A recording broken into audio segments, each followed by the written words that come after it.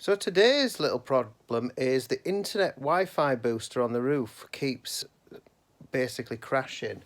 And what I found is a tiny bit of water had got into the bottom of it, even though it's a sealed unit. And this tiny little switch, which you can see there, which is the reset switch, was filling with, must have had some water in it. So it just basically keeps resetting itself because the water's making the connection.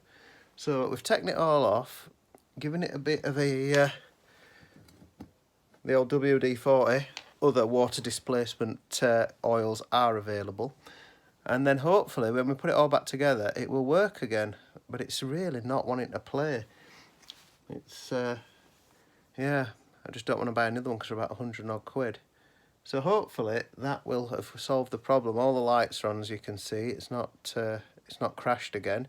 So let's just put it back together, see if it works.